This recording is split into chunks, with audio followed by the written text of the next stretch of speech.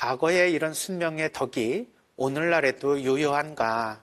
과연 오늘날의 순명의 덕이 의미가 있다면 그것은 어떤 차원에서 오늘날 사람들에게 의미를 전달해 줄 수 있을까? 어떻게 하느님의 뜻에 순종할 수 있을까요? 하느님의 뜻이 우리가 살아가는 데 있어서 어떻게 전해질까요?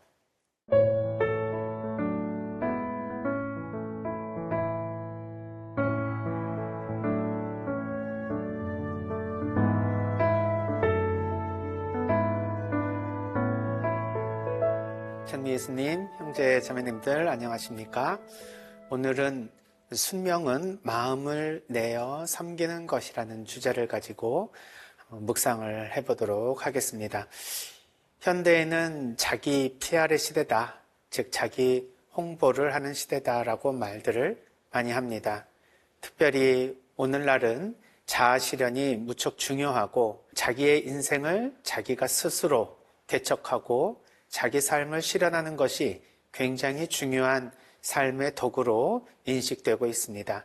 과거에는 자신이 드러나지 않는 것이 덕이었다면 요즘엔 자기 자신의 삶을 꽃피우고 자기의 삶의 목적을 적극적으로 달성하는 것이 중요한 삶의 과제인 것처럼 인식되는 시기이기에 이러한 세상에서 우리가 타인의 말에 또는 의지에 자신을 내어 맡기는 이런 순명 또는 순종에 대해서 생각해 본다는 것은 아주 중요한 의미가 있다고 생각이 듭니다. 특별히 교회에서 그리고 성경 말씀의 핵심을 통해서 관통하고 있는 이 순명에 대한 주제는 우리 그리스도교 신자에게 있어서는 굉장히 중요한 주제일 뿐 아니라 신앙의 핵심을 이루고 있습니다. 과거의 이런 순명의 덕이 오늘날에도 유효한가? 과연 오늘날의 순명의 덕이 의미가 있다면 그것은 어떤 차원에서 오늘날 사람들에게 의미를 전달해 줄 수 있을까? 이런 질문을 던져보면서 아직도 우리는 이 순명의 덕에 우리가 최선을 다해서 우리가 그것을 이루는 것이야말로 우리 신앙인의 참된 덕이요 의무라고 생각이 들어 이 주제를 선택하게 되었습니다. 먼저 이 순명과 순종이라고 하는 주제는 성경에서 굉장히 중요한 주제로 등장하고 있고요. 어떤 면에서는 성경의 처음이자 마지막까지 순명과 불순종에 대한 이 두 가지 주제가 서로 번갈아 가면서 우리가 하느님께 순종을 할 것인가 아니면은 순종하지 않을 것인가에 대한 이야기로 이루어져 있다고 볼 수 있습니다.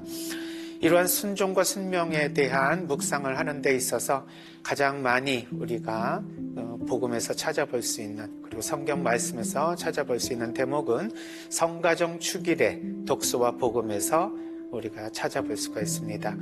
먼저 콜로새서 3장 18절에서 20절까지의 말씀입니다. 아내 여러분, 남편에게 순종하십시오. 주님 안에 사는 사람은 마땅히 그래야 합니다. 남편 여러분, 아내를 사랑하십시오. 그리고 아내를 모질게 대하지 마십시오. 자녀 여러분, 무슨 일에서나 부모에게 순종하십시오. 이것이 주님 마음에 드는 일입니다. 우리가 이 독서 말씀을 들으면 아내는 남편에게 순종하고 남편은 아내를 사랑하라는 말씀을 듣고 왜 반대는 가능하지 않을까 생각해 보기도 합니다. 남편은 아내를 사랑하고 또 아내는 남편에게 순종하지만 반대로 남편이 아내에게 순종하고 아내는 남편을 사랑한다라는 것은 가능하지 않을까?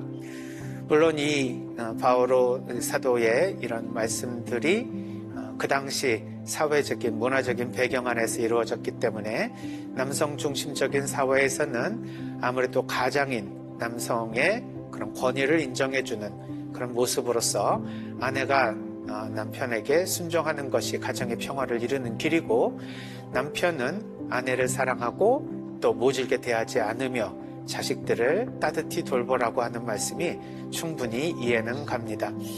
그래서 이러한 순종이나 순명에 대한 이 말씀이 때로는 권위의 순종하고 사회적인 그 조직에 그것에 마음을 내어서 맞추라는 말씀처럼 들릴 수 있지만 실제로는 훨씬 더 깊은 의미가 있음을 알 수가 있습니다. 복음 말씀에서 루카복음 2장 41절에서 52절까지의 말씀을 보면요, 예수님께서 예루살렘 성전의 축제에 다가가셨다가 돌아오시는 길에 잠시 예루살렘 성전에서 율법학자들하고 이야기를 나누실 때 부모님들이 예수님을 찾아서 헤매던 그러한 성경 말씀을 기억하실 겁니다. 예수님의 부모는 해마다 파스카 축제 때면 예루살렘으로 가곤 하였다. 예수님이 12살 되던 해에 이 축제 관습에 따라 그리로 올라갔다. 그런데 축제 기간이 끝나고 돌아갈 때에 소년 예수님은 예루살렘에 그대로 남았다. 그의 부모는 그것도 모르고 일행 가운데 있으려니 여기며 하룻길을 갔다. 그런 다음에야 친척들과 친지들 사이에서 찾아보았지만 찾아내지 못하였다. 그래서 예루살렘으로 돌아가 그를 찾아다녔다. 사흘 뒤에야 성전에서 그를 찾아냈는데 그는 율법 교사들 가운데에 앉아 그들의 말을 듣기도 하고 그들에게 묻기도 하고 있었다. 그의 말을 듣는 이들은 모두 그의 슬기로운 답변에 경탄하였다. 예수님의 부모는 그를 보고 무척 놀랐다. 예수님의 어머니가 애야, 우리에게 왜 이렇게 하였느냐? 네 아버지와 내가 너를 애타게 찾았단다 하자 그가 부모에게 말하였다. 왜 저를 찾으셨습니까? 저는 제 아버지 집에 있어야 하는 줄을 모르셨습니까? 그러나 그들은 예수님이 한 말을 알아듣지 못하였다. 예수님은 부모와 함께 나자렛으로 내려가 그들에게 순종하며 지냈다. 그의 어머니는 이 모든 일을 마음속에 간직하였다. 예수님은 지혜와 키가 자랐고 하느님과 사람들의 총애에도 더해 갔다. 예수님께서는 이제 하느님의 아드님으로서 이 세상에 오신 것이 그냥 한 가정의 아버지 어머니의 자식으로 일생을 사는 그런 우리의 평범한 삶의 목적이 아니라 인류를 구원하기 위해서 이 세상에 오셨으니 당연히 당신이 계셔야 될 곳은 성전이었을 것입니다. 그런데 그 성전에 있어야 할 줄을 모르십니까? 하고 부모님께 대답을 했지만 이 뜻을 마리아와 요셉은 알아들을 수 없었습니다. 그럼에도 불구하고 예수님은 이 나자렛으로 내려가서 예수님의 부모님에게 순종하며 지냈다. 자, 여기에서 우리는 이런 예수님께서 사실 창조주이시면서도 인간의 모습으로 내려와 항상 순종하며 어린 시절서부터 마지막 십자가에 못 박혀 돌아가실 때까지 하느님 말씀과 부모님에게 순종하셨다는 것을 알게 됩니다. 4세기 이레네오 성인은 이러한 순종과 불순종으로 성경 전체에 대한 구원론을 이야기를 합니다.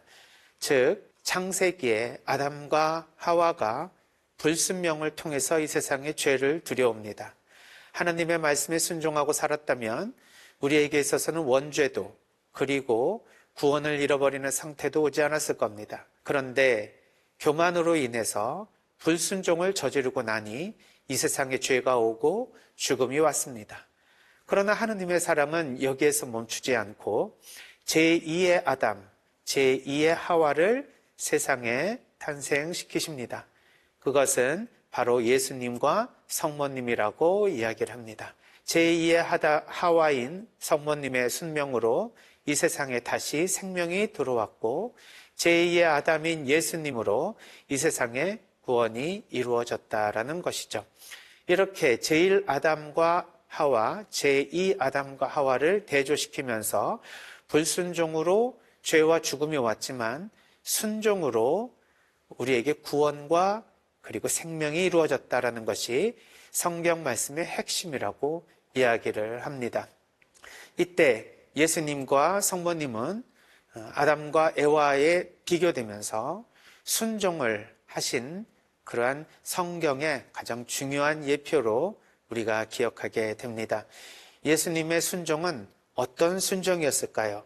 사도 바울은 필립비서 2장 6절에서 11절까지의 말씀을 통해서 그리스도론, 즉 당시 예수님 돌아가시고 난 후에 예수님이 누구신지에 대해서 신학적인 그러한 이론들을 정립해가는 시기에 예수님이 참된 하느님이시며 인간이시라는 이러한 예수님의 존재에 대해서 설명을 할 때 예수님의 그 존재에 대한 가장 중요한 본질은 순명에 있다라는 것을 이 필립비서를 통해서 말씀하고 계십니다. 그분께서는 하나님의 모습을 지니셨지만 하나님과 같음을 당연한 것으로 여기지 않으시고 오히려 당신 자신을 비우시어 종의 모습을 취하시고 사람들과 같이 되셨습니다. 이렇게 여느 사람처럼 나타나 당신 자신을 낮추시어 죽음에 이르기까지, 십자가 죽음에 이르기까지 순종하셨습니다. 그러므로 하나님께서도 그분을 드높이 올리시고 모든 이들 위에 뛰어난 이름을 그분께 주셨습니다. 그리하여 예수님의 이름 앞에 하늘과 땅 위와 땅 아래에 있는 자들이 다 무릎을 꿇고 예수 그리스도는 주님이시라고 모두 고백하며 하나님 아버지께 영광을 드리게 하셨습니다. 여기에서의 핵심은 예수님께서는 하나님의 모습과 같은 분이셨지만 굳이 하나님과 같이 계시려고 하지 않으시고 당신 자신을 낮추셔서 인간으로, 즉 피조물로 오셨다는 것과 그 인간 중에서도 더 낮추셔서 탄생서부터 마국간에서 태어나셨죠. 죽음에 이르기까지 십자가라고 하는 그 처참한 그 낮은 모습으로 세상을 떠날 때까지 하느님께 순종하셨다는 데 있습니다. 즉 예수님은 당신 뜻을 이루려고 오신 것이 아니라 하나님의 뜻에 순종하시면서 하나님의 뜻을 이루려 이 세상에 오신 것입니다. 그래서 이 세상에 오실 때의 이 순종의 모습은 낮추신 모습으로 동일시될 수 있습니다. 여기서 우리는 순명의 더 깊은 본질을 찾아냅니다. 순명은 뜻을 따르는 것과 같은 어떤 행동적 차원이 아니라 자기 자신이 그 어떤 것보다도 더 낮은 모습으로 내려가는 겸손의 본질이 있다는 것을 알 수 있습니다. 예수님은 창조주이셨지만 피조물과 같은 겸손의 모습으로, 그리고 피조물들 중에서도 더 낮은, 가장 낮은 피조물로 이 세상에 오심으로써 가장 겸손한 모습을 통해 순종이 무엇인지를 알려주십니다. 따라서 이 순종은 섬기는 것을 말합니다. 누가 누구를 섬깁니까? 예전에는 노예나 노비제도가 있을 때 주인을 섬긴다라는 것은 신분에 있어서 우리가 그렇게 알아들을 수 있는 그런 이야기였지만 요즘과 같이 만인평등 시대에 누가 누구를 섬긴다는 말이 참으로 이해되지 않습니다. 그런 말이 설사 있다 하더라도 봉사한다는 그런 의미로 사용되는 경우들이 많죠. 그런데 순종은 사실 가장 낮은 종이나 하인과 같은 모습이 되는 그 상태를 이야기합니다. 이것은 예수님께서 손수 보여주셨기에 우리가 그 예수님을 따르는 사람으로서 예수님을 통해 순종이 무엇인지를 알아들을 수 있기 때문에 순종은 섬긴다는 것을 알 수가 있지요. 이때 섬김은 우리가 교만하지 않고 자신을 낮추는, 그리고 더없이 가장 낮은 곳으로 낮출 수 있는 상태가 되어야 가능하다는 것을 알 수 있습니다. 따라서 우리가 순종을 한다는 것이 얼마나 어려운가. 순종은 자신을 낮춰야 된다는 이러한 겸손과 같이 따라오는 개념이기에 요즘과 같은 세상에서는 참으로 실천하기 어려운 덕목입니다. 따라서 종들의 종이라고, 세르부스 세르보름이라고 하는 라틴 말이 뜻하는 그 사람이 누구입니까? 바로 베드로 사도의 후계자 교황님을 일컫습니다. 그래서 교황님은 가장 예수님을 닮아 예수님의 모범을 이 세상에 보여주신 표징으로서 당신 자신을 종들의 종이라고 말씀을 하십니다. 그러니 우리는 어떻게 마음을 가지고 세상을 살아야 될까요? 우리는 우리의 이웃들, 그리고 우리가 속한 조직의 장상들, 그리고 무엇보다도 복음의 말씀, 하느님의 말씀에 우리 자신을 겸손히 낮추고 순종하는 자세로 살아야 된다는 것을 다시 한번 깨달을 수가 있습니다. 성모님도 순종에 있어서는 그 누구보다도 좋은 모습을 보여주십니다. 이때 성모님의 말씀을 한번 잠깐 묵상을 해보면요. 루카복음 1장 38절에 말씀대로 이루어지소서 하는 기도문을 해주십니다. 가브리엘 천사가 예수님이 성령으로 당신 태안에 잉태될 것이라는 그런 예언을 주실 때 fiat mihi secundum verbum tum이라고 하는 이 말씀으로 지금 당신 말씀이 그대로 이루어지소서 하고 기도를 하십니다. 그런데 마태오복음 6장 10절에는 이제 같은 말씀이지만 단어가 약간 다릅니다. 당신의 뜻대로 이루어지소서 하고 말씀하십니다. 이때 라틴 말은 fiat voluntas tua라고 voluntas, 의지, 뜻 이것을 성경에서는 단어를 바꿔서 표현하고 있습니다. 즉 루카복음의 당신의 말씀 베르붐이라고 하는 말씀과 마테오복음의 볼룬타스라고 하는 뜻, 이 두 가지로 표현되는 하느님의 말씀과 그 의지가 그대로 제게 이루어지소서 하는 수용하는 말씀을 주십니다. 이 받아들이는 순명은 성모님의 가장 중요한 덕입니다. 이 덕의 핵심은 그냥 그 말씀을 무조건 따르는 것이 아니었습니다. 마음을 내어 순종을 하셨다는 데에 더 큰 의미가 있습니다. 하나님이 말씀하시니 하고 싶지 않지만 억지로 그 말씀을 순명하겠습니다 하는 것도 아니고 순명해야만 되니까 의무감에 의해 마지못해 순명한 것도 아닙니다. 만일 정말 원치 않았는데 어쩔 수 없이 강요에 의해서 순명을 했다면 이것은 순종이 아니라 맹종이며 복종이겠죠. 순명과 순종이 덕이 되기 위해서는 자신의 온전한 의지로 그것을 받아들이는 마음이 필요합니다. 이것을 불교에서는 마음을 낸다 이런 표현이 있습니다. 내가 무엇을 한다고 했을 때 책임감, 의무, 그리고 해야만 하는 규정이니까 하는 것이 아니라 내가 정말 마음을 내서 할 수 있다면 이것은 하나의 행위가 덕으로 나아가는 굉장히 중요한 지표가 되는 것이죠. 따라서 성모님께서는 순종이 누구의 말을 그대로 따르는 것만이 아니라 마음을 내어서 그것을 받아들이는 것이라는 것을 우리에게 알려주십니다. 따라서 예수님께서 당신 자신을 낮추셔서 십자가의 죽음에 이르기까지 낮추신 그 자기 비하와 성모님께서 온전한 자기 마음을 다해서 그것을 받아들이는 마음을 내는 자세, 이 두 가지가 순종에 있어서는 중요한 덕목이라고 볼 수 있습니다. 그래서 순명은 마음을 내어 섬기는 것이라고 표현을 할 수가 있습니다. 그런데 어떤 목사님이 이 섬기는 것에 대한 의미가 아직 정확하게 이 그리스도교 신자들에게 전해지지 않는 것 같다라고 말씀을 하신 적이 있어서 마음속 깊이 그 말씀이 기억에 남습니다. 섬기는 것은 단순한 봉사를 말하는 것이 아니다. 섬기는 것은 내 자신을 완전히 낮춰서 그 사람을 우리가 받드는 것이다. 이렇게 얘기를 합니다.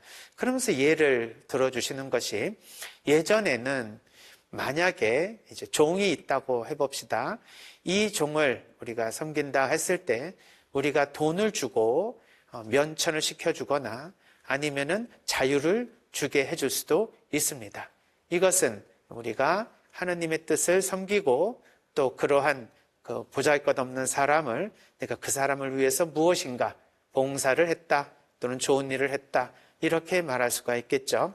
그런데 그것이 섬기는 것이 아니라 진정한 섬김은 그 노예를 자유를 주고 내가 대신 그 노예가 되어 그 사람의 삶을 사는 것을 말한다라고 이야기를 하셨습니다. 그럴 때 히라보로 예를 들면 둘로스라고 하는 그 종, 또는 디아코노스라고 하는 하인이라고 하는 단어를 사용해서 우리가 그 대신 그 노예의 또는 종의 삶을 살 수 있는가, 그것이 진정한 섬김의 자세다. 따라서 가진 사람이 여유를 가지고 누구에게 적선을 해주거나 봉사를 해주는 것을 섬긴다라 말할 수 없고, 오히려 내가 더 낮은 그 사람의 신분이 되어 그 사람을 섬길 수 있는 마음이 진정한 섬김이라고 말씀하신 것이 생각이 납니다. 따라서 예수님께서는 우리에게 순종을 가르쳐 주시고 실제로 보여주시면서 어떤 모습을 우리에게 드러내 보이셨습니까? 자신을 낮추시는 겸손과 또 성모님처럼 온전하게 그것을 마음을 내어서 받아들이는 의지, 이 두 가지를 통해서 순명이 무엇인지를 알려주셨습니다. 우리가 예수님을 따른다는 것은 정말 어렵다는 걸 알게 됩니다. 세상의 삶의 질서와 전혀 다른 오히려 역설적인 삶을 요구하십니다. 아브라함도 믿음의 아버지가 된 것은 당신의 온전한 순종 때문이었습니다. 하나님을 믿는다고 하지만 하나님의 말씀을 따르지 않는다면 그것은 헛된 믿음이라는 것을 보여주셨죠. 그래서 이해는 되지 않지만 하느님이 말씀하시니 그대로 따르겠습니다 하고 할 수 없어서가 아니라 마음을 내어 자신의 아들을 바치려는 마음을 가집니다. 그때 하나님께서는 이삭을 제물로 바치는 것을 중단시키시고 그리고 그 마음을 받아들이시죠. 이렇게 우리가 하나님의 말씀을 내 마음 안에 마음을 내어 받아들이고 그 말씀을 가장 낮은 자로서 섬길 때 드디어 우리는 순종의 덕을 통해 하느님과 일치할 수 있는, 예수님의 뜻을 따를 수 있는 신앙인이 될 것입니다. 그렇다면 우리는 어떻게 하나님의 뜻에 순종할 수 있을까요? 하나님의 뜻이 우리가 살아가는 데 있어서 어떻게 전해질까요? 많은 사람들은 정말 하나님이 뭐라고 말씀 주시면 순종하겠습니다 라고 이야기를 합니다. 그런데 눈앞에 나타나셔서 말씀하시는 것도 아니고 꿈속에서 자신에게 말씀해 주시는 것도 아니니 하느님의 말씀에 언제 순명을 하고 또 어떤 말씀에 순명을 해야 되는지를 모른다고 이야기를 합니다. 하나님의 말씀은 우리에게 어떻게 다가올까요? 우리가 전례 중에, 말씀의 전례와 성찬의 전례 중에 온전히 하나님의 말씀을 들으려고 우리의 영혼을 열어놓게 되면 하나님의 말씀을 들을 수가 있습니다. 이것은 영적인 귀로 듣는 것이기 때문에 평상시에도 지금 이 순간 하나님은 나에게 어떤 삶을 살으라고 말씀하시는지를 이 영혼을 열고 들으려고 하는 훈련이 되어 있어야 합니다. 그래야 이스라엘아 들어라 하시는 하나님의 말씀이 우리에게 각자의 이름을 부르시면서 들어라라고 말씀을 해주실 수 있을 것입니다. 이렇게 우리가 영적인 하나님의 말씀을 듣는 방식 외에도 우리의 실질적인 물질적이며 또 신체적인 이러한 삶에서도 하나님의 말씀을 들을 수 있는 방법이 있습니다. 그것은 바로 우리 주변에 사랑하는 사람들, 나를 알고 있는 나와 친한 지인들이 나에게 해주는 이야기를 통해 하나님께서 나에게 무슨 말씀을 해주시는지를 귀 여겨 들을 수 있습니다. 때로는 하나님이 그들의 입을 통해서 당신의 말씀을 우리에게 전해줄 수 있습니다. 하나님은 그들의 생각을 통해서 당신의 뜻을 우리에게 전해주실 수도 있습니다. 따라서 우리 주변의 사람들은 단순한 아는 사람이나 그냥 친한 사람만이 아니라 하나님의 뜻과 말씀을 우리에게 전해줄 수 있는 이웃이라는 것, 그리고 가족이라는 것을 잊지 말고 그들이 말하는 말을 진중하게 귀를 기울이고 경청을 하는 자세가 필요할 것입니다. 이제 우리는 하나님의 말씀에 순명하겠다는 이런 마음과 그 말씀에 마음을 내어 하나님께 순명하겠다는, 그리고 내 자신을 더 낮추어 하나님을 섬기겠다는 마음으로 세상을 살아가게 될 때 우리는 주님을 닮은 삶, 또 예수님의 뜻을 따르는 삶으로 우리 자신을 살아갈 수 있을 것입니다. 현대 사회에서 이루기 힘든 이 순명의 덕을 더 온전히 실천할 수 있는 그런 우리들이 된다면 우리의 가정, 우리의 사회, 그리고 우리 세상은 훨씬 더 사랑과 평화가 넘치는 세상이 될 것입니다. 우리가 좀 더 하나님 말씀을 듣고 그 말씀에 순종하는 신앙인의 삶의 모습을 더 많이 보여줄 수 있는 그러한 한 해가 되었으면 좋겠습니다. 감사합니다.